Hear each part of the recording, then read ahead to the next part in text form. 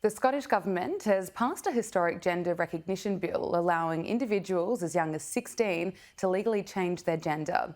The bill's supporters say its changes an intrusive and distressing process for those who want to change their gender, but opponents are concerned about its impact on the safety of women and girls.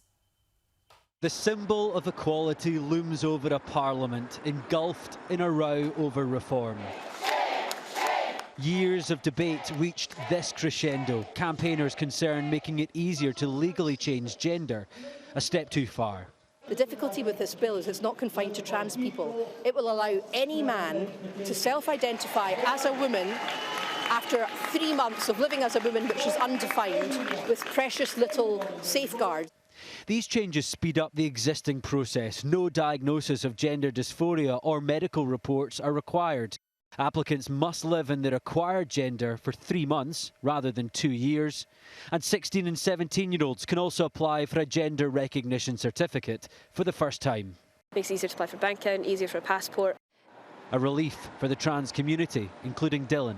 I socially transitioned when I was 13. It was pretty obvious for me. I knew I wanted to try it. Obviously, if it had been the wrong thing, I could have just gone back. It's pretty easy. But a GRC is kind of an administrative thing. It doesn't affect your right to spaces. It's not kind of a pass to be trans. Trans women, trans men have been using the toilets of their choice for years. I know I have.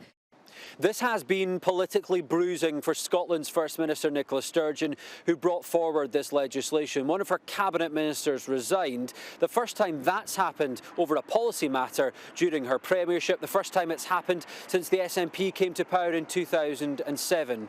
And there is a suggestion this may not be the end of the road. The UK government may not recognise this new Scottish system or these gender recognition certificates.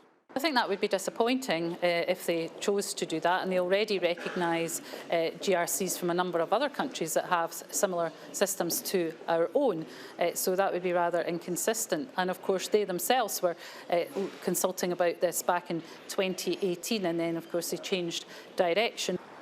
A landmark ruling bringing this sometimes toxic debate to its crescendo.